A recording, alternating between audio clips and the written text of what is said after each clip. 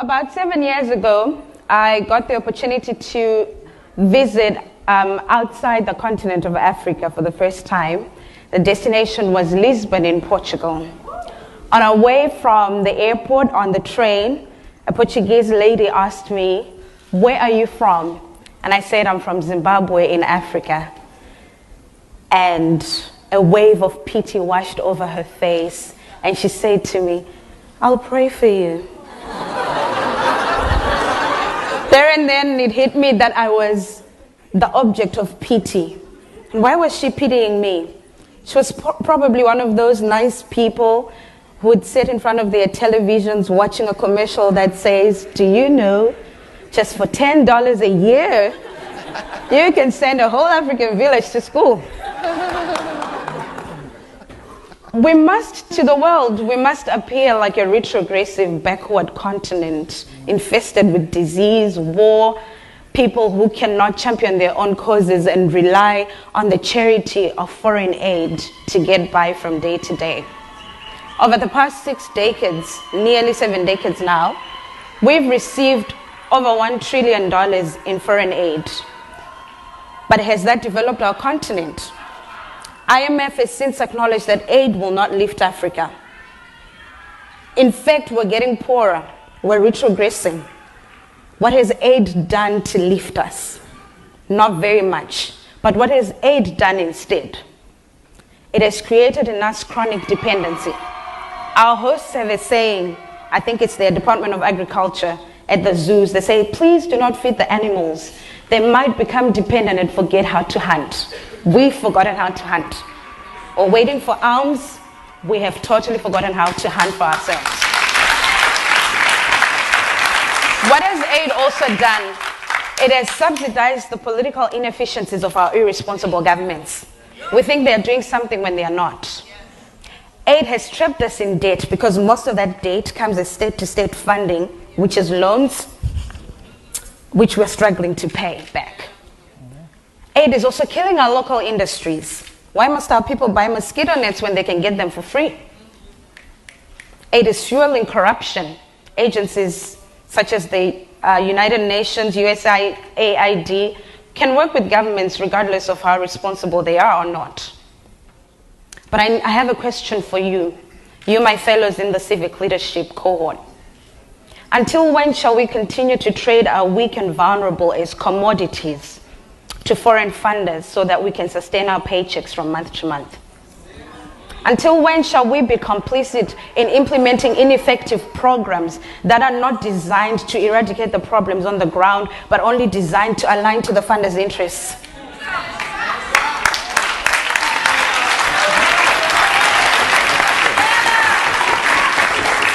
Until when shall we maintain a clean hands policy and not want to do the dirty work of holding our governments accountable for the misuse of our natural resources?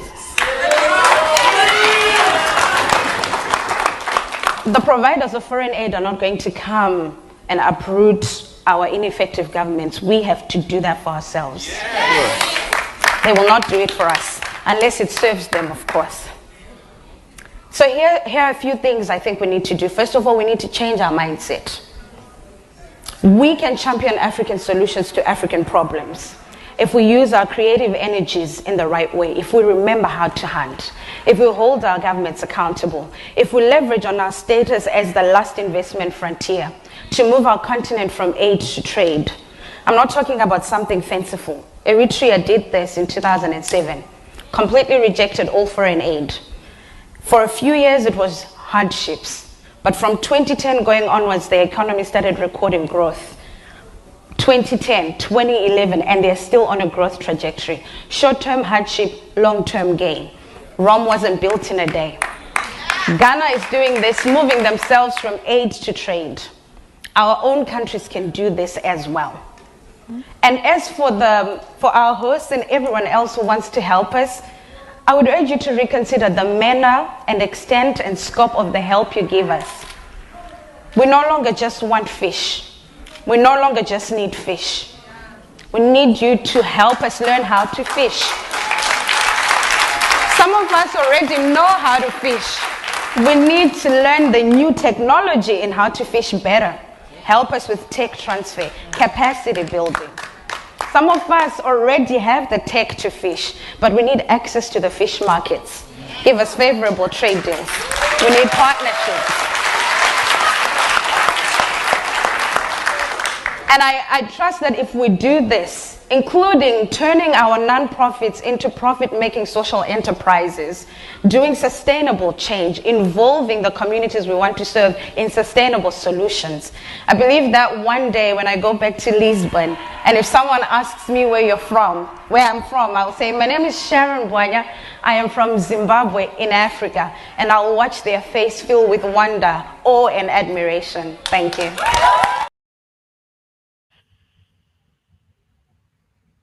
Hello, all. I hope when you read this video, we will just play.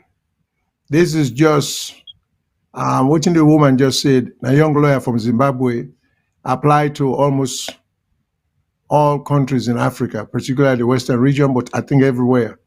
This is a young generation, and then kind generation there, or then kind young people there, and they would look forward to the hope of the future.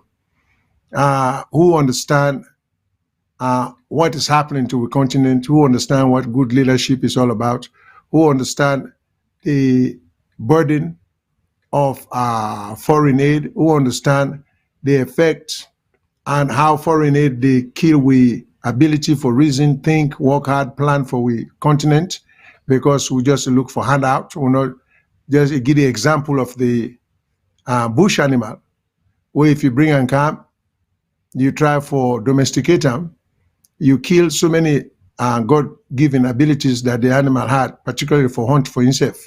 Because now it depends on you feeding, and if you never feed them, it can able to go out there, hunt, and be able to do something for himself. We're in a weird situation, and they with foreign aid. So these are all examples, and it's very invigorating, encouraging, inspiring when you begin for your with young one and they talk like that. For say, you get for teach we, giving with fish doesn't solve the problem. You only feed with for one day. But teaching way how to fish, go feed with forever. So we need more of them. So that tape they, or that video, they will play them just for inspirational purpose, and for take a hard, good look at the situation where we find ourselves and how we can able to get ourselves out of it, and how we know for fact foreign aid is not going to get us out of the dilemma or hole we deeper. Foreign aid will never. In fact, foreign aid will sink us deeper and deeper, and make our position permanent in terms of dependency that we're not going to ever able to get ourselves in order. So, let me just go ahead and also indicate to the public that we are going to have on board a guest who is the deputy chairman and leader of the NGC, Mr. Jesmed Suma. He's going to be joining us. So now we distinguished guest. So some of you may have questions when they come on board, where you listen to them, because we'll get a few questions for ask him. So I hope when I go look forward to him coming on board. And members of other political parties, you are quite welcome to call, listen, participate, ask questions, but please be respectful, not try to be antagonistic. Let's make it a civilized conversation. So, but we really encourage everybody, from regardless of what political party stripe they come from, or then support or sympathize with, please call in and see if you can contribute to the discourse or to the discussion. Okay. Then on the main topic today, in addition to Mr. Suma coming as we distinguished guest, until he comes, we do have we're going to talk about public safety and traffic with Mr. co-host, Mr. Victor Mangot, is quite an expert on. So we're going to be discussing that and the new traffic light and so many other things about the improvement of Sierra Leone. And we'll go do some analysis, we'll go play video. But that said, let me turn over to Mr. Mangot for see if he get anything to say about the young lawyer who does talk from Zimbabwe, and then the topics that we'll get for touch on. Well, Fambulem, in a good evening, and as my co-host, Mohammed Shilon telling her, we play that video there for make we know say anything what they talk now about governance. As election they approach, we get various political parties there. Everyone take the mantle of leadership. And the question asked them, just like what that young lady say, what are they going to do for us? They go get for maintain the dependency culture, or we start doing something for ourselves. We know say our current president don't say, if you get into power in next agenda, it will focus on agriculture and food sufficiency.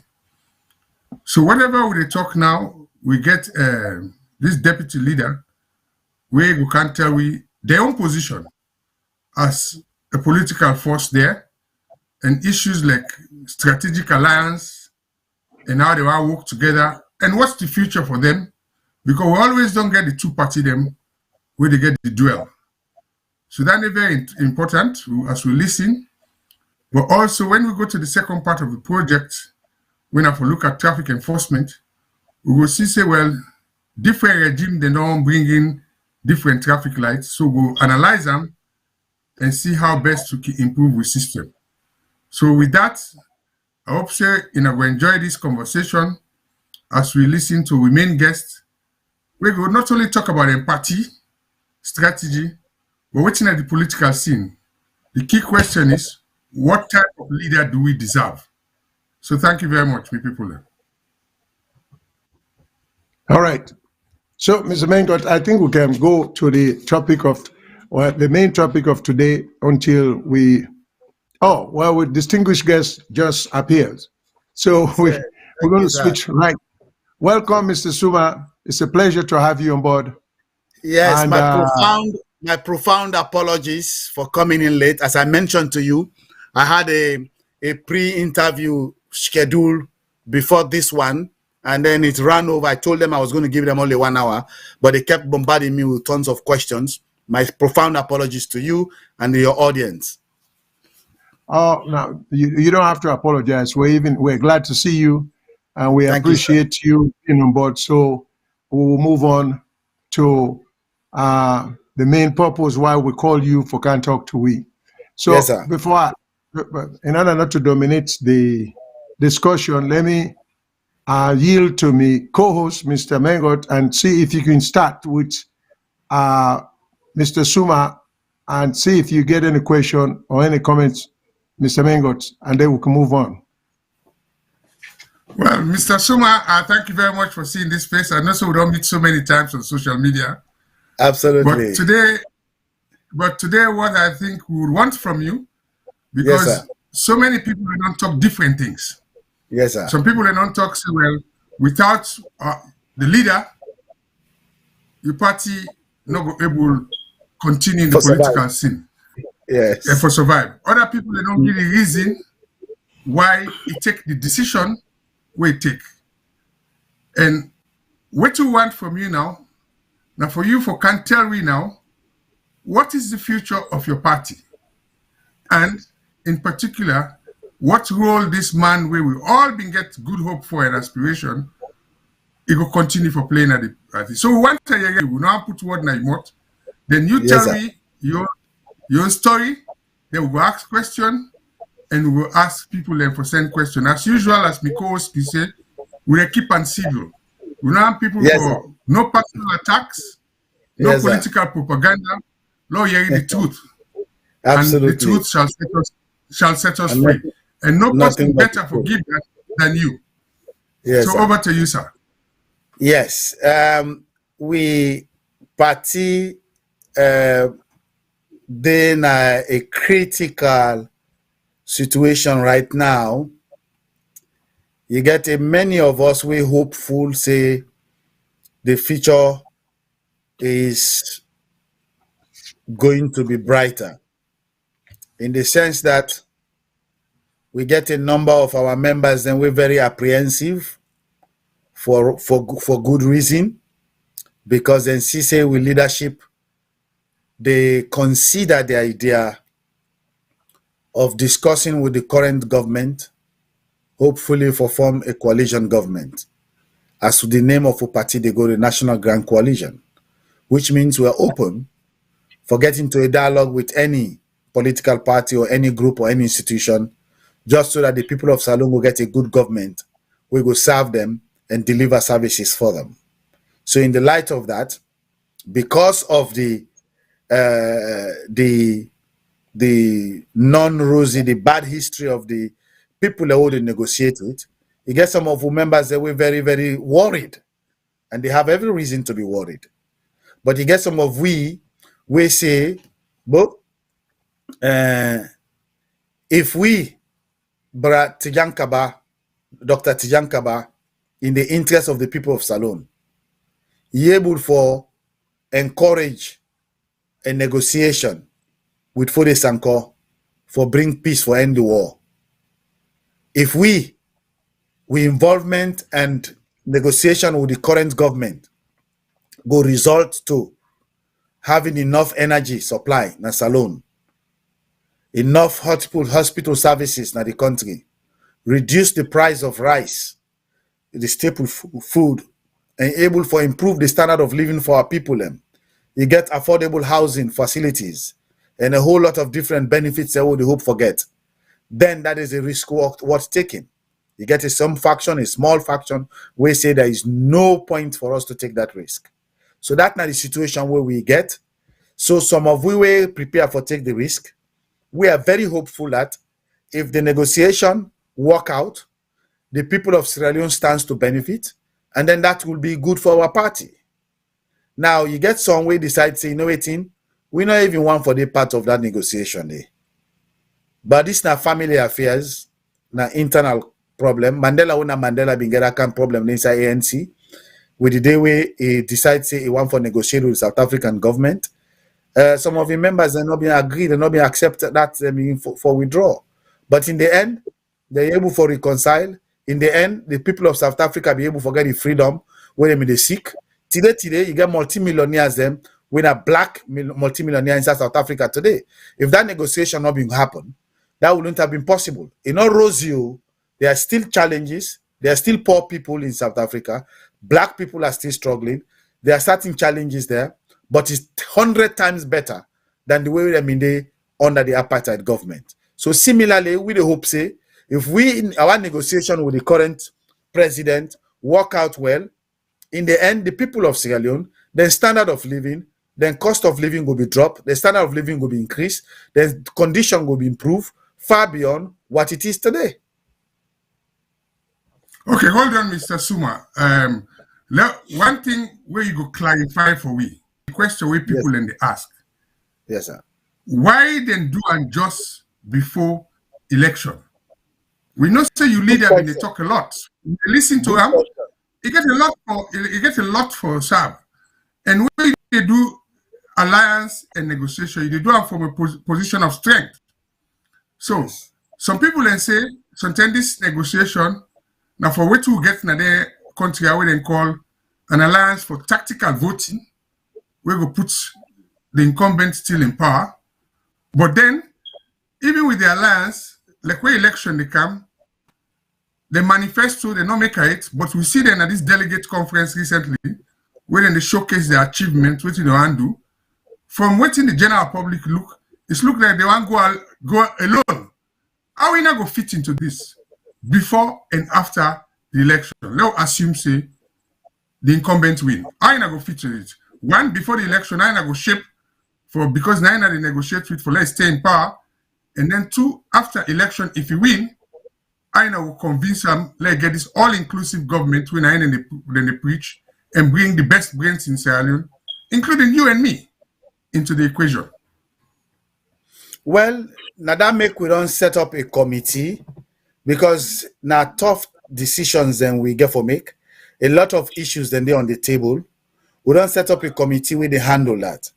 Because the condition, standard of living of we mami the way they gonna market come, it on the table. We youth man the way not get job, it on the table. We drivers the way police and they harass them all the time, take them all the money in their hand before they even get master money, it on the table. We fisherman the way they struggle na the seaside, the your issue they on the table. Student the way able for we get brain like Muluku Suleiman, but because them parents them poor, they able for go college and university for go land better book. Then your issue they on the table. So a whole host of issues and they on the table. The pre-election, now then negotiation and they go be established. We know the wait after election, because after election anything can happen. But pre-election, now then negotiation then go be established. Where we don't seal and down. They will not say after election now for do implementation. I don't know if Mr. Me co-host Mohammed will probably get for elaborate and ask more questions. The way we look at, if you say pre-election, now the seal, it means you're going into a pact, right? Yes. For say, this is what we want. Yes. Right. And we not see how that they go happen where it be say we don't get this new PR system, and also they don't say then they go it alone, and I in a way will influence them. But I will left hand and see if the host go able to continue on that party. Well, go ahead, Mr. Suma, answer that. Yeah, but the issue is when you go into a pact or a negotiation, it got to be based on the forthcoming election. In terms of saying that, then go it alone. Me not hear that. In any case, if that's not the case, then no for the engage way. But as long as in the engage way, it means there is their hope that we go work out with them for that we'll be able for put we heads together and bring the best talent for move the country forward. All right, Mr. Suma, the question, I get a few questions there too. Very short questions there. Number one, some of we still confused. Is Dr. Yom Kela still part of NGC? Has he resigned, or is he in, or is he out? Dr. Yom Kela, I like that question there. Dr. Yom Kela is still part and parcel of the NGC party. He not resign at all. He not join no other party. He not go into SLPP. No, na NGC and at the heart and part, and they lead the process why they talk about so right now for the NGC party. Okay. Now, with respect to the negotiation where you refer to, where like some of we will not get any objection. I agree with the examples in which you cite. Sometimes for the good, for the general good, you get for main fences with your opponent or people with whom you don't even share the same ideology. That's understandable.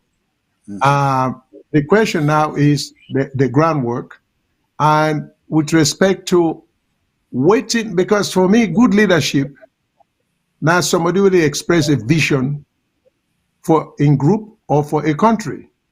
So Una, how do you people, look, I've listened to you, Mr. Suma, you've been a very convincing, well-spoken, visionary for NGC and for the country. And you were very active even when APC became in power with respect to the inability for provide for the people. Yes, so you don't say you get a commitment. The problem is how sure are you that that level of commitment that we don't demonstrate to a lot of us over the years, because we're just not knowing you today on the show, we followed some of your pronouncements. I'll give you a good example. During the time when you were opposed to APC, we also see how Salone, the president governor, was opposed to APC. And he had videos them. He had all great ideas, how life will be better, how the country will be run, how the bank should be operated, and on and on and on. I used to follow him too, as I did you. But once the opportunity came and he was given the position that I think he had always wished, well, everybody can be a judge of their own, foresee the level of performance and the efficiency. So we do not say when you're on the outside, you see things one way. But when you are on the inside, then that's the real test. That's the real measure of the man. And that's where people and continue to fulfill over and over. And some of us understand the basis for the inability for cope, because we know say we therefore keep pounding on integrity, because integrity, if you don't have it, there's an English saying, they say with integrity, nothing else matters. Without integrity, nothing else matters. So you either have it or you don't. So, but we see consistently what we've had is the failure of people for resist the temptation. Where we know say, when I would vow for power, if when I get there, the temptation is all over, coming from all angles. It's a matter of how disciplined you had to resist some of them temptations here in terms of corruption, in terms of doing that to people. So these are the things. So when we negotiate with APC, with SFPP now, of which I have no objection, I hope when I go get the interest of the people at heart. And we'll go, but I think transparency should be the order of the day for people they know say when they negotiate in good faith. Because the general perception now is that, that's not my opinion, it's the general perception, that I make it good for Leona, educate we, Leona not misunderstand, is that Dr. Yomkela is a sellout. That's not my opinion, it's just a perception out there. So how do you people convince the rest of us that we got it wrong and we will not go fall below expectation? You see, in this negotiation, because of the caliber of people who they deal with and the history, everybody gets every reason to be worried, to be concerned, to be apprehensive. We know say na risk we they take. My own job as acting chairman and leader of the party, now for make sure in whatever the outcome, this party continue to exist as vibrant as possible. And with the hope and pray, as Sabino mentioned in some circles, the one we would trust in this case, now Dr. Kande Kolayumkela will lead we. Not to the people that way they negotiate with you, because now in they face them face to face, now in know them well. Whatever risk he take, now that risk they rub on we. If that risk they fail, we on job as much as chairman, now for make sure say the party survive and able for move on. Because we are approaching it in good faith, in the interest of the people of Salone, with the hope say things will come out better. There will be stability, there will be peace, there will be improvement of the life and the standard of living of our people. And with the hope say, the team will put ahead of we for go negotiate. Now that same hope and expectation they go with. Now, whatever trust them decide forget on the people they want to negotiate with, now then we they rely on. Because what would they do all this here so? Individually, as I speak to you, me self your integrity there on the line. And me your integrity, I'm not ready for sell and for cocoa ebeo. Because me picking and they be me tomorrow. I not go want tomorrow them point finger at me picking them. Say na so na daddy self me betray we. But God knows within my heart that I am only entertaining this issue because of the hope and the dream that I have. That if we get certain ministries then for run, wallahi billahi, I swear to now right now, by the end of the 5 years, it will be 10 times better than any other person leading that particular ministry for the past 60 years. If they say they give me Ministry of Agriculture, for instance, our objective is to make sure we produce enough rice within 5 years that importers don't go see need for begin for import rice. And in the process of doing that, the importers will be part and parcel of the production of the rice. We'll give them enough incentive, we'll get policy written up, we're going to make that easier so that importers themselves will be able to participate in the investment in the production of rice in the country. We're going to reduce the price of rice and create jobs for people. That's just one example of many. Those are the kind of hopes and aspirations make we go into this way. So. Okay, Mr. Suma, one thing I'll get for ask. When you're negotiating, because me and Amawida are involved in a lot of negotiation internationally, not on the political scene, you get for negotiate on the basis of strength. There are two things I'll ask you now. Because what you they say is rather speculative. Say, well, you go hope say when they can have power, if they can have power, the government, say the president will elect him, he go give some ministry then. Yeah. Waiting in the offer for let he go able stick to in word. Secondly, this negotiation, if it's going to be the outcome, if it's going to be documented, right? Is it going to be legally binding? And I will sign an agreement we're gonna go hold on to later on? That's not the two questions I will ask. On the first question, we have we're going to look at so attractive. On the first question, we have a lot to put on the table. First of all, we have the best talent. We're going to lead any agency or ministry of government for deliver result. The president, it is my hope that it will look for a better legacy. And if it will look for a better legacy, the first step now for put together a better team, we're going to deliver that legacy there. You know, one come out of government, out of power, where everybody, they cry you down. You want come out of power, everybody, they praise for the thing that we don't deliver. And if you want to do that, you need to put the best team, and we can offer part of that team. The second one, for let any political party go win election in this country, let's say outrightly in any case, 55%, you need a lot of votes. And our party has over 10,800 executives across the nation in each of the 445 wards, a minimum of 18 members. In each of the 132 constituencies, a minimum of 18 members. In each of the 18 regions that we have, because we divided it into regions instead of 8 regions. A minimum of 18. Some are 20, some are 22.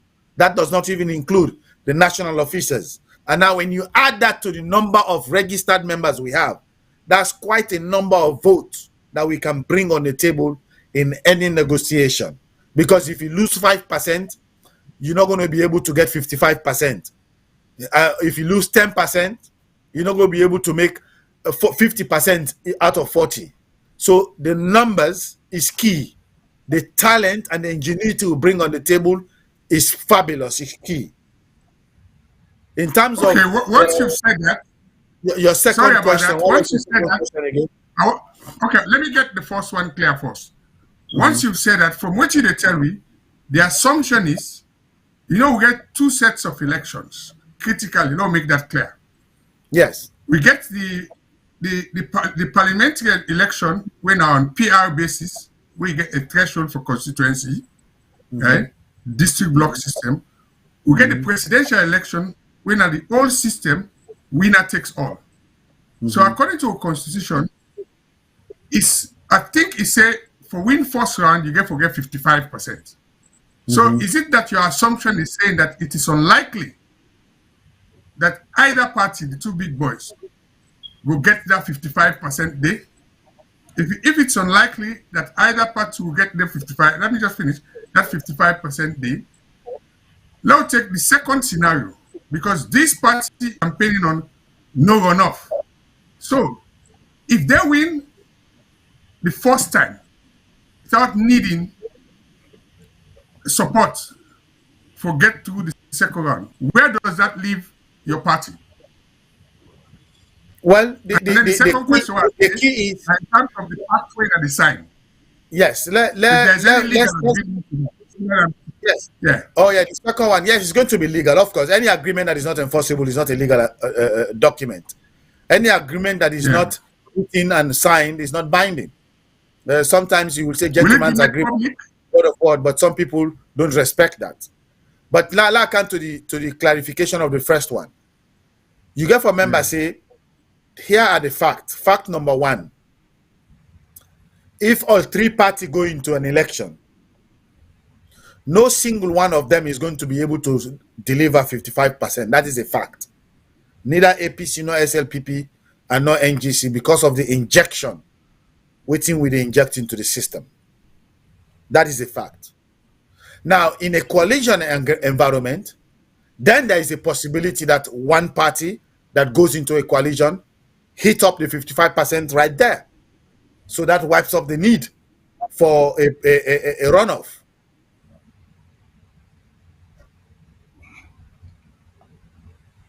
May I follow up? Over to you, Mr. Sheila. Follow up. Okay. All right. Now, Mr. Suma, I know, but sometimes as a potential leader, we get we get certain things on record. A few minutes ago, I know it wasn't meant the way you said it.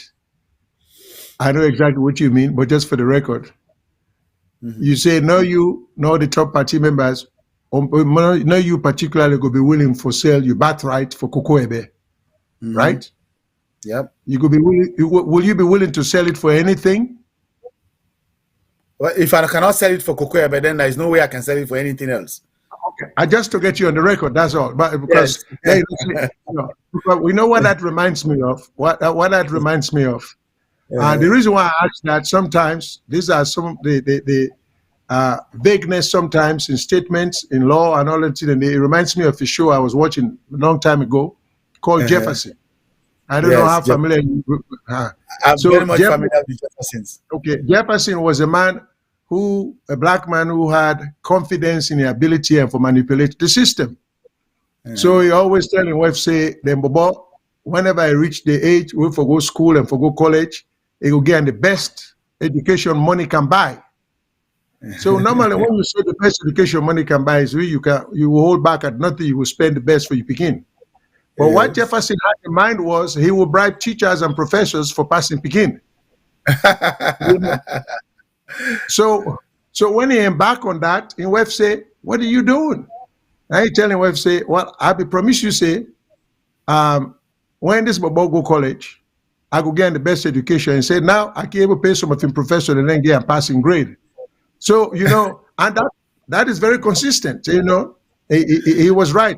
But not to say wife understand, and I make her ask the question. So, but moving on to something, but moving on to something else, the 55% requirement or unlikelihood for any party forgetter, I think without that having been the intention of the framers of the constitution or the rules, then the genius of a political system right now, as I see it, that not one political party can able forget 55% on the first round, which makes very important the minority parties, because the minority parties for begin to understand. I mean the smaller parties their role. We see that they go on in Israel all the time. Yep. Israel are a classic example where small parties they make a difference. So we go hope that they're not going to change the system and not for manipulate the system, where one strong party will come to power, manipulate the system in such a way for be able to get 55, 60%. Because I think the genius of the system right now as it is, now the inability for even the party in power forget 55, which forces them to negotiate with minority parties And we don't see that. We get plenty of examples. We don't see the Timu Bangura situation. We don't see the Charles Magai situation. So we get examples of smaller parties they're making a difference. So I will hope something like that when I go keep them, not try to destroy them, because I think that's the genius and that's the safeguard of the system as it is presently.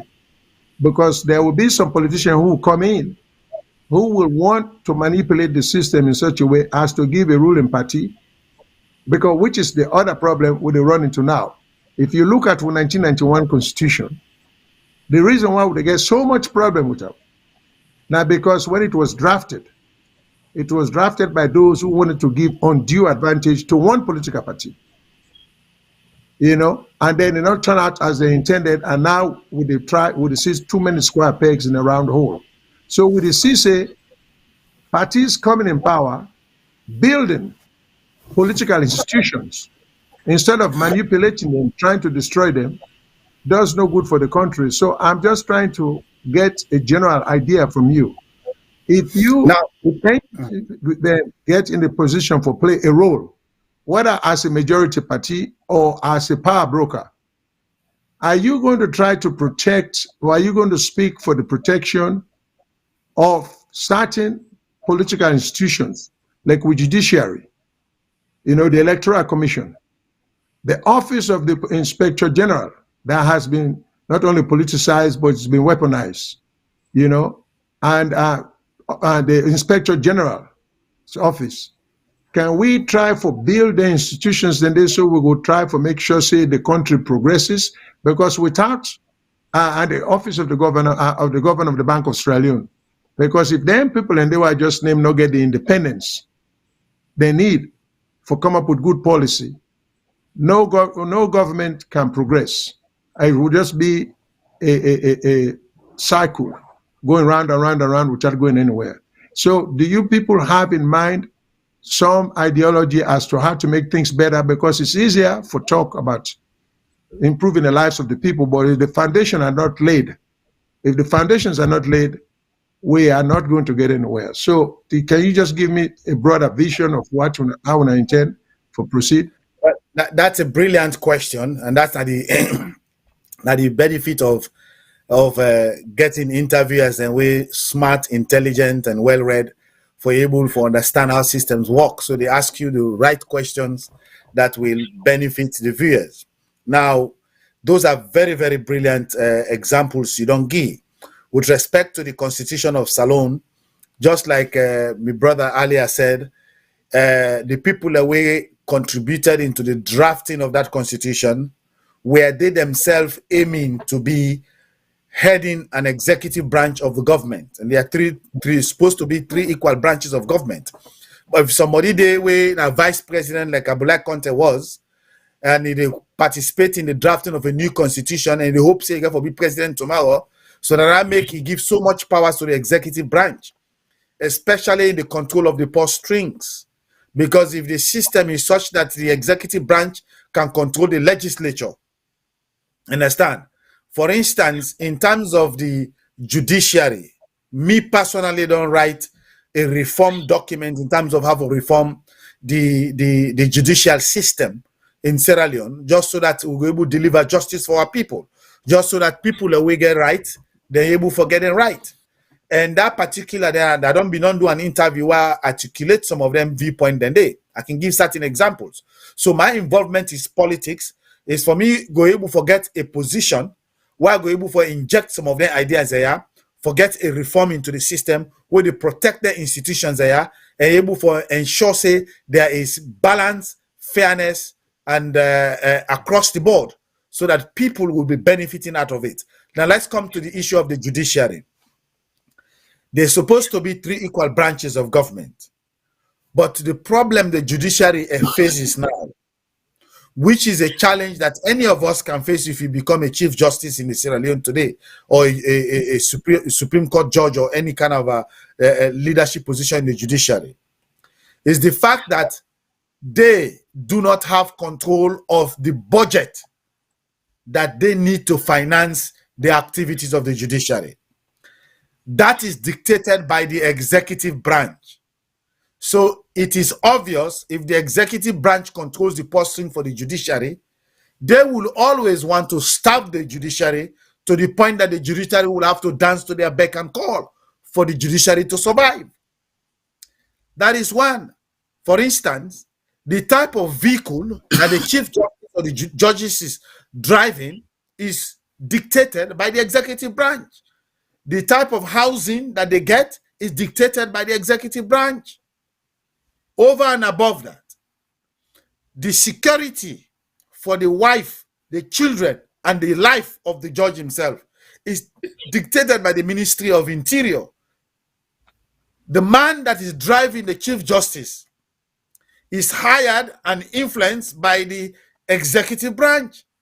Now, how do you expect such a judge to be able to give fair justice in a case that a member in the executive branch has expressed interest?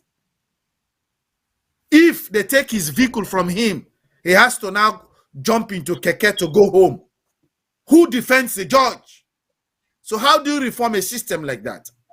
The recommendation that I have written on, which I hope to inject if we ever get into governance, is to make sure that we pass a law that will give independence to the judiciary to dictate their own budgetary allocation, submitted to the Ministry of Finance, but can only be altered by the legislature.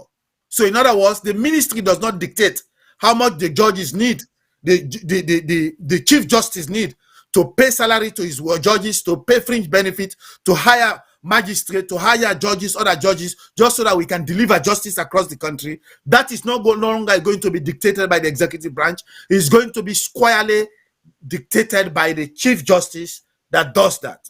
Now, in terms of security, we see that, as I said, the executive branch dictates that to the judiciary.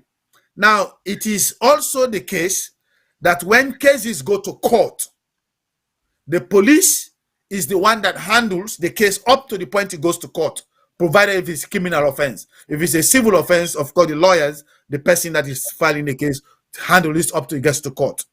When it gets to court, the judge is supposed to have ultimate control over the case in terms of the fate of those persons that are being accused.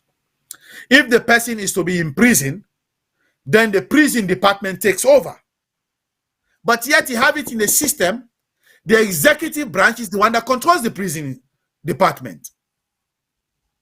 So if the judge says, let's go lock somebody up in Pademba Road,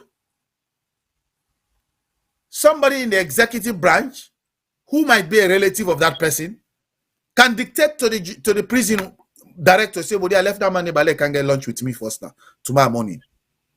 Wait, they tell each for go court, they go call him back, he go court. That is because the judge, the Supreme Court, the High Court does not have control of the prison department. My recommendation would be we pass a law that shifts everything that has to do with the prison department into under the control of the Chief Justice.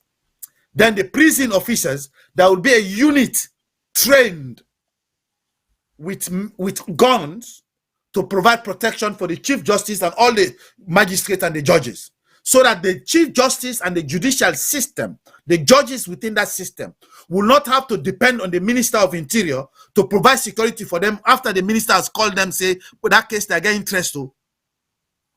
That judge, they go crazy, that magistrate go crazy for turn down that Interior Minister, where the policeman, where they guide the judge, now that Interior Minister Senate, his life is on the line. So okay, as long Mr. as Suma, and the life of those... Mr. Yes, Suma, let me interrupt you and make something clear. Because you made something which I want to... Because I'm somebody who has got a lot of experience in governance in the UK and elsewhere. Yes. When we come to budgets, right? Yes. As far as I know, every arm of government, whether it's a ministry or a departmental agency, they do their budget separately. And when they do that budget separately, it goes to the budgetary estimate, which the Ministry of Finance compiles and presents to Parliament for debate. So each ministry or departmental agency goes and make a case for the budget. So that's how the system is at the moment, right? Absolutely. Saying that the executive now they determine the budget of the judiciary is a bit not clear. That is how the system runs. But let me explain what happens in that. Good time for talk. Just one finish here. Okay, with all these things, what you talked about, in a nutshell, is that the fundamental problem we have in Sierra Leone, because in law and in governance, you have a primary legislation, which is the constitution, upon which all other laws are based. Exactly. So we've had 4 attempts to review our constitution. First under the NPRC, then the Kaba government, then the Aneskroma government, and now with this government. So, may I put it to you, in your negotiation, because I know other people are talking about that, is constitutional review followed by a referendum a major tenet of your bargaining power with this government? Because there are certain things in the constitution which causes this problem. And I can give you an example. The power of political parties, section 77K. When a policeman, when they expel a member of parliament from a party, the party can write to the speaker for getting rid of her. That's still there. It happened under Caiaphas Smart in time. When it was I remember opposed. that. It's the same principle they used to get rid of Sam Sumana, albeit illegally. Right. So in that case, one of the key things we want to see, and I think say a coalition, is this idea of a root and branch review of our constitution. Because all these things you're talking about is based on that law. Some people in the use them for good, some people in the use them for bad. Both governments have used it for good and bad. I was in Kenya when I worked there, when they did a complete constitutional review. What they did was, first of all, devolve government. All regions look after themselves. 90% of the budget goes to the region. Secondly, all those institutions we are talking about, the judiciary, you have the Judicial Services Commission, where they deal with conduct for interviewed, public get interest. And then finally, the place where most of we know they look into, now they regulate the agencies them, like NATCOM, both sides bring in political appointees. Whereas in Kenya, when they review, all those jobs have to be openly advertised, competitively based. So these are the changes. So to end all this my narrative, you can comment on them, is constitutional review, root and branch, followed by a referendum, which will devolve power to the regions and make the three arms of government independent and coexistent. Is that a major part of your bargaining chip? Because I, in my opinion, based on my governance knowledge, thinks that is our fundamental problem. So you can address that for me, sir. No, you're absolutely right. That's the key. That's the root cause of all the problems that we are facing, because of there are no checks and balances within the system. There is no way, even the few checks and balances that exist, who do you go to enforce it when you have a legislative branch that is subjected to the whims and call of the executive branch? And those are the challenges we're having. I am hoping and praying that perhaps those things will be part of the negotiation. But I don't want to second guess what the negotiation team is presenting. We have a team that is already handling that. It is not me to come, talk about what they're going to be presenting in public. But you do raise some key points that are relevant in terms of reforming the entire system. Now, coming back to the issue of the judiciary aspect, there is an element of which that the Ministry of Finance can still look at a specific budget submitted by a specific department of government and decides to gut it out, reduce it, or change it as they see fit, based on their own assessment on the expected revenue that comes into the country. Now, even if it is presented to Parliament for approval, and Parliament does approve it, it is still executive branch that delivers the funds. And it has been the case in Sierra Leone. A budget will be approved by the House of Parliament. The executive branch will tell that department, like the judiciary, but money no dey for buy motocar for judges them. Money no dey for hire more lawyers, judges them, and magistrates them. Money no dey for do this and that. Then who does the judge go to go enforce that particular bill that the House of Parliament has passed? It is in that context I was speaking. So Mr. Suma, sorry to interrupt you. This is a two-way thing. We have a caller on the line. Probably Isaac will add to this because we want to. We have a caller on the line. Let's listen to that caller, and let's hear what the caller wants to say.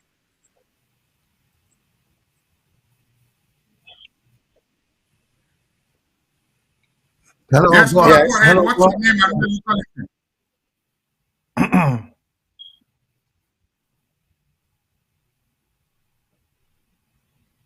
Go ahead, caller. Go ahead. Mr. Suma, two questions for you. Just now, I hear you they say that you have a committee and you are not part of that committee, and therefore you cannot avoid certain.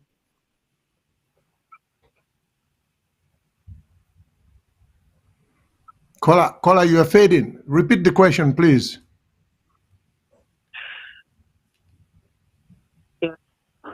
Name and where Please you're repeat. calling from.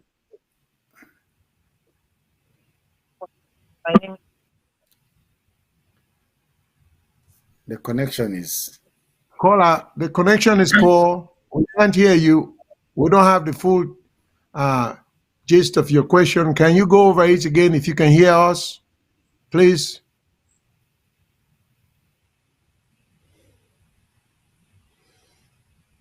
Yeah, I think we've lost the caller. The connection is bad. So, Mr. Suma, if you still have your thoughts. I think if I can get just the gist of the caller at the beginning, she was trying to say, you say you are not part of that committee that is negotiating. Yeah, you have a committee that is negotiating. I think, let me just go for the committee that is negotiating. Do they have inputs on which they negotiate on from the National Executive Committee of the party, or suggestions from the rank and file members? Or then get that from the national officials that is mandated to implement the resolutions of the National Executive Committee. Okay, I think I'll leave it there unless my co-host wants to ask some more questions. Well, Mr. Shilon. Yes, sir. Yes, sir. So I'm going to ask one or two other questions, and probably that will be it. I think somehow, somewhere down the line, there was some mention. Well, correct me if I'm wrong. I always think, say, NGC comprised of three categories or sets of people: disgruntled SLPPs, disgruntled APCs, and then the neutralists who never belong to either party. And that's why I call him. Okay, I think so. So now, with respect to NGC trying to associate with the SLPP, how do you keep in line your disgruntled APC membership? Well, the toughest part of the entire process, and I would like to say this in Creole. Now, the toughest part of the entire process, we get disgruntled people and progressives from different political parties, mainly from APC and SLPP. Now, you get some of them, we open to the idea of us forming an alliance with COP, with APC being involved. Happy about it. Then you get on the way, rant against that, where now we get an invitation from the other side for them to negotiate and talk with them. You get the one that way be more leaning to the APC, very much adamantly they're against that, to the extent that some even resign. I'm not saying that's the case with the chairman and leader of the party, but the thing where they guide we as a party, now the fact that say we they try for stay true to the vision, the ideology, the principle of the party to put the interests of the country first. Being guided by that, now in they also guide with negotiation, what would they get with the current government. Now, with respect to the COP, we not been get any serious show of interest from the major party within that corp, in this case APC, for elevate that particular loose association, for lack of a better word, into an real alliance. So that was the situation. We always open from the day we registered the NGC party to now to any opportunity of forming a coalition with individuals, with organizations and political parties, so that we could deliver the best government we can offer to the people of Sierra Leone. All right. We got some callers on the line. So I was going to ask follow-up questions, but we always try to give preference to callers because most of them or some of them have limited time to stay on the line. And we allot 3 minutes, an extra 15 seconds to every caller. So that being the case, let me take the first caller. Hello, caller. What's your name? Where you call from? Hello, good evening, good afternoon. I'm Idrissa, I call from Germany. Thank you very much for calling, sir. A simple question I want to ask Mr. Suma towards this coalition issue. And thinking of the 2018 election, the way how the NGC people been a go and talk about how the so-called APC and SLPP people don't destroy the country. And we think of NGC in a very young party. Why the NGC leaders cannot be patient of themselves, come, maybe within, if they cannot win for this 2023 now election, by 2020, maybe we can have a second party who can rule the nation. But to my own common sense is it the NGC party, all leaders are there, they don't have a patient. Me, to my own advice, to your advice, what I advise Mr. Suma now, lie the NGC people and come together and reverse all these coalitions to let them settle themselves and forward their own party. This coalition with APC, SLPP, now the same two parties that don't destroy this country. If I think it was 2021 or 2022, I saw a video of Mr. Suma wherein people are fighting for water in a drainage, wherein a gutter saying APC and SLPP destroy this nation. The only party can come and correct this nation is the SLPP, is the NGC party. And now if they are talking about joining the SLPP party, that's the worst movement of the NGC. Meaning they are killing their career, they are killing everything about the NGC. Even themselves talking on social media, we are here to help Sierra Leone, we are here to fight for Sierra Leone. They are not fighting for us. They are fighting for their own goods, to my own common sense. Let the NGC go back and settle their own problems. Let them stay as an NGC party, national party. If they can form a coalition, they can form a coalition with these small parties, like the C4Cs, the ADP, and others. But these two big parties, if they form a coalition with them, they destroy the whole career of the citizens of Sierra Leone, especially for all the youth. Like for me, I'm a youth. I'm under 27 years of age. You understand? Thank you very much. So my advice to Mr. Suma, he is the deputy chairman of the party. Let him go back and talk to Kande Yumkela, Alaji Dr. Kande Yumkela. Let them stay calm with their party. That is my own advice. But if they form a coalition to this party, to this SLPP and APC, they destroy the lives of Sierra Leoneans. Because Kande Yumkela was there within the past 4 years. He was seeing all the brutal of these parties, and they are seeing a lot of killing through this Pademba, Makeni, Tombo, and Augustine.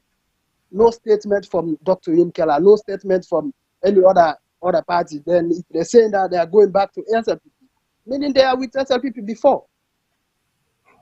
So that is my own contribution. Thank you everyone for listening. Thank you for calling. Thank you very much for that question, the way you ask. You're absolutely right. I agree with you. Say, we've been on the criticize this government, and me now one of the people that way they point out the ills, the bad thing then two government and party are not do to the country. You're absolutely right. But the one thing I want you understand is that not to merge with the SLPP party. In other words, merge now when two parties then come together, the one disappear into the other one, then they just use one name. Not so that's what they do. Merge now when two parties then come together, then decide for come up with a new name. Then they run a new name. Not so that's what they do. What do they do? Just like we name say the National Grand Coalition, we they form a coalition agreement with the current government. Where it be say we they provide people them where we know say we get master sabi people in our party, we able for deliver for energy, able for deliver for healthcare, able for deliver for agriculture, able for deliver so many areas them. Then SLPP self say then bring the young people them, the president appoints them for run the government. Now I can understand why anybody will be opposed to any type of dealings with the current government. But I want to let you understand one thing. If the agreement or the alliance or the coalition, what would they hope for make out of this negotiation, go lead to a better life for people them. Not a good thing now one day. If it lead to the same water issue I talk about, we get a way we able to address that water issue. Not a good thing for people and go benefit. If it go lead to for let the rest price go down, so we get enough food in the country, people and go for produce enough rice. Not to the better thing and for the people them. So now that way they look them. We look them in terms of we expectation for the good outcome, we go benefit the nation and the people and the country. So I can understand why anybody will be so much angry and disappointed about this movie also, because the people who they deal with, they not even respect our own constitution, let alone for let we expect say then go have the integrity for respect the young words they will agree with. But we now we leader now we they look up to Dr. Kande Koleyo-Mukela. His credibility is on the line. Everything about his political career now and the future is on the line. My own job as acting chairman and leader now for make sure say whatever the outcome, this party, the National Grand Coalition, continue for stand vibrant. Whether the agreement succeed or not, my own role is for protect the NGC party so that it continue for exist for perpetuity. Because I want me great Hold on, Mr. Suma, for a while. We have another caller on the line. Let's give an opportunity. Yes. Yes, caller. Name and where you calling from? Hello. Yeah. Okay. So I dey call again. Hopefully this time on I dey hear me loud and clear. My name is Matilda. Yes, go ahead. Canada. Matilda. Hello, Miss Cole. Welcome. Hey. Nice talking to you. Yeah. Miss Matilda. Yeah, nice hearing your voice. Thanks for calling. Thanks for listening. Go ahead, please. Thank you. So I get few questions then for Mr. Suma. So up until Friday, when we do me on show, I was here defending quote unquote Dr. Kande Koleyo-Mukela to say he hasn't come out, or neither have I heard the NGC party formally coming out to say they are officially forming a coalition with the SLPP. I say, waiting me yeri talk, he say, he will continue for talk to the current president by the name of President Julius Maada Bio, and that he open to the idea of a coalition. Now, in our talk saying the coalition was going to be with the SLPP party. So therefore, me consistently, and I am on record, consistently I've been saying, no. Don't misinterpret his words, because they have not as a party officially come out to say this is the group or the subset of group that they are going to be forming a coalition with. So I think, say, one, I go to make you clarify, as you are the deputy chairman, clarify again for the people them. And for me, where they host the show, clarify again for me. That way, they were open me more to talk. I know exactly what they talk and from what angle they talk and from. That you here, I can quote you on record to say, officially today, and amigo say officially today, as of 12th February, the NGC is going to be forming a coalition with the SLPP. The other thing we I want to clarify is that, are you now completely out of the coalition, the progressive, what is it, the COP? Are you completely out of the COP? And the reason we make us say that, many may think that the COP came out of the formation of the APC. No. The COP now be a group of political parties, them smaller political parties, including the major political party APC. We come together. And no for say una been signed the MOU, because I saw it with my own eyes. I saw the pen signature there. So that is not like story that I'm saying. And I know for say una been there part of that coalition. They will go up right up until signing the MOU. Now what happens after the MOU, that is a story for another day. So are you now formally saying that as a party NUC, your name should not be included when they talk about the co-op? Your name should not be included as part of that, because now you have formalizing, or in the process of formalizing, unwritten, a coalition with the SLPP. And then the third question I will get to ask you: how sure are you about your numbers? How sure are you about those data? Are those then data they don't check them vigorously and waiting on a margin of error on then data and also we don't see the last election. The numbers look like it was on your side. The numbers appears as though it was on NGC's side. But then, when it comes day to day with the watermelon politics where they play inside Salone, and where we all know, or as a mantra in Sierra Leone, when it comes down to the boiling pot, the numbers clearly predict, and the numbers clearly show that it was LPP.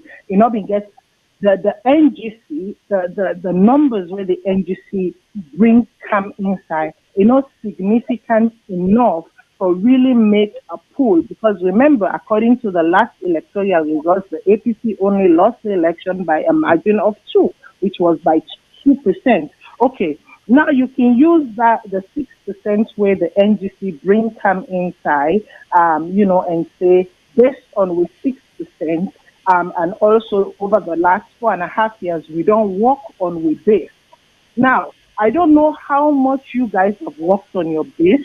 It will be good to tell the public that how much I don't work on our base and how much I don't grow on our base.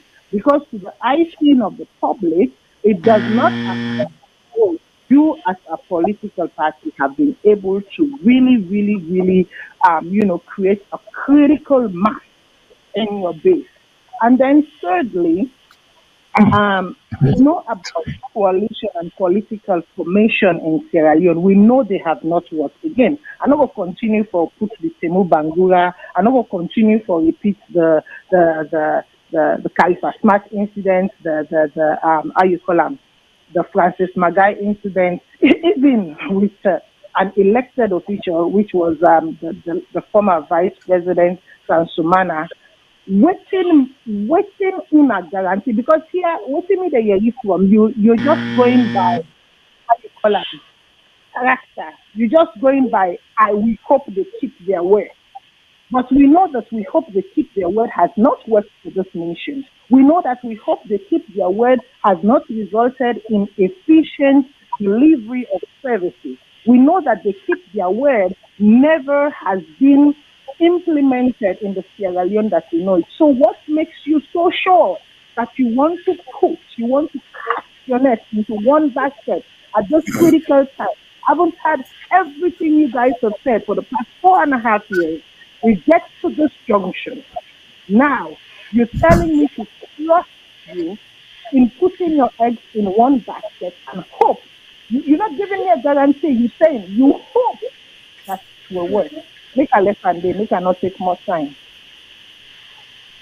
Good. Now, with respect to your first question, yes, it is true that leadership of we party, they in an engagement with the leadership of the SLPP party in the process of talking about the possibility of forming a coalition. Now, as I said earlier in my previous comment, that is not a complete done deal because we get a lot of stuff we put on the table for discussion.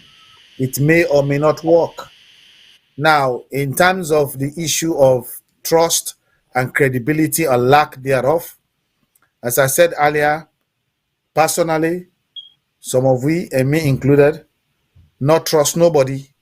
The only person we will trust, now we leader, we will take we into that negotiation, Dr. Kande Koleyo Mukela. His credibility is on the line. Everything about him, his future in politics in Sierra Leone, and perhaps even internationally, is on the line. We, the bank on that credibility there. We, the bank on the trust and confidence we will get in them. My own role as chairman and leader of the party, now for make sure, say, whatever the outcome, this party survive. We're able for protector. Now, with respect to your examples with the likes of Timu Bangura, Karifa Smart, Charles Magai, and the likes, there is a big difference between their own way of approaching the so-called alliance with any of the two parties and our own way of approaching. Those aforementioned parties them, now be one man show kind of party them. The one man will make decision, his decision is final. The rest of the party get for follower. In most cases, they don't even get a written document.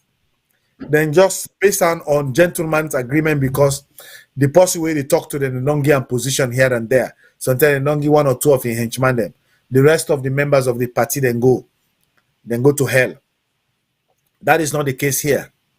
Dr. Kande Koleyo Mukela binge for come to the National Executive Committee for the mandate, for let get the mandate for even get a team together for continue for start a negotiation process.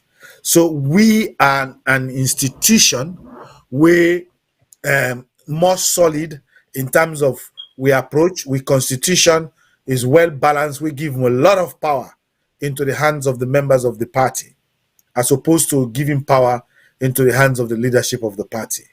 Now, in terms of our performance in the last elections, part of the problem will be the face that day. Now, one, because we not been get enough time for put structures then together for protective vote. And secondly, the ruling government at the time made a concerted effort and made a pact with the opposition to focus on eliminating NGC vote. We strongly believe, based on the number of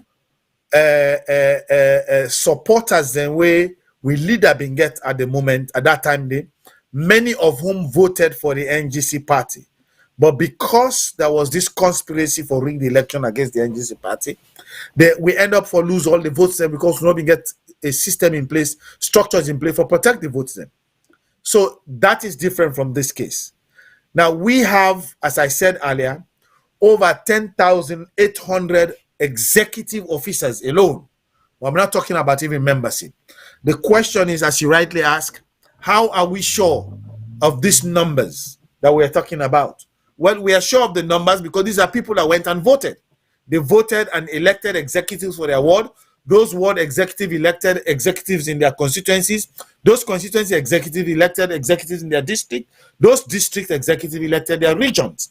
And those constituency executives sent representative at their convention. We had over 800 or 900, close to 1,000 delegates at our convention across the nation. In the last election, 2018, I doubt if we even had 200 people at the convention. This time, we had over 1,000 people at the convention. These are delegates across the country that came and participated.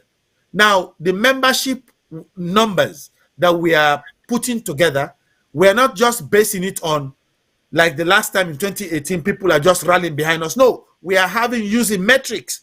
There are people coming, registering their name, paying registration fees, paying subscription, and we have them in their database. Those are the ones we have in the database. And you yourself sabi Salone. If Salone put in lead the corpus on side, they go follow that up on at the ballot box. That's what it is, the situation right now. People and they were committed to this party. Now that make we have worry because of the move the leadership don't take. Some people and they don't vex. But we the hope, as I say, the hope is that this thing here will work out well. We will deliver a result for the people of Salone. All man go begin say somebody. All man go say, oh boy, good way that party being listened to. That party being go ahead with negotiation. We good way this year happen. So because we ultimate goal now for let the people of Salone go able for benefit out of their situation also. By the way they deliver resources for the result for them. Mr. Suma, I get one last one, then I will left one to me. Please, because they almost 5 o'clock now. We always finish now. This is the last one. That's my last take on this. Yes, okay. Sir. One of the things that the last caller talked about, he said, it always say, NGC as part of COP they may sign an MOU. Oh yes. Yeah. Okay. So I want to tell me whether that is now null and void. And finally, you also comment on the fact that say the other coalition was led by people when a one-man party, right? And somebody just mentioned say NGC in a one-man party, and you of yourself, you say clearly you believe in this negotiation is that in a hope and trust, or you put your hope and trust because Dr. Kanda Yunkela in reputation there on the line, both nationally and internationally. So by logical deduction, it means that the hope is that that man, they based on the way in a judge go do the better thing for all man. And then finally, the man say clearly, I listened to in an NSC meeting. Say, he don't begin talk to the president, but not to all things he go talk, right? So he begin talk to the president before he can get approval for the NEC for like form that committee day. So what's in a response to them 3 issues and they where I just make one in terms of the last one. The over-reliance on the integrity of the leader, and then the last one. Now, in terms of the last one, Dr. Kande Kolayum Kelana, where don't they get invitations from government, heads of government across the world? So if you President Madabiyo Kolam, he say Brakalo can get dinner or can get New Year's, whatever, he's always bound to go there. Now, when the call come and we meet him, then he bring the issue about the possibility of forming a joint government, a coalition government. Then the man tell and say, well, I get for go back to me people and for go get the mandate. That's what led to the NEC. The initial one was an open invitation. The subsequent one now after NEC don't get the mandate. And when he go negotiate, not only one, it's a team that he deals with that goes there. So it's not a one-man issue. On the issue of COP, as far as I'm concerned, we are still part of COP.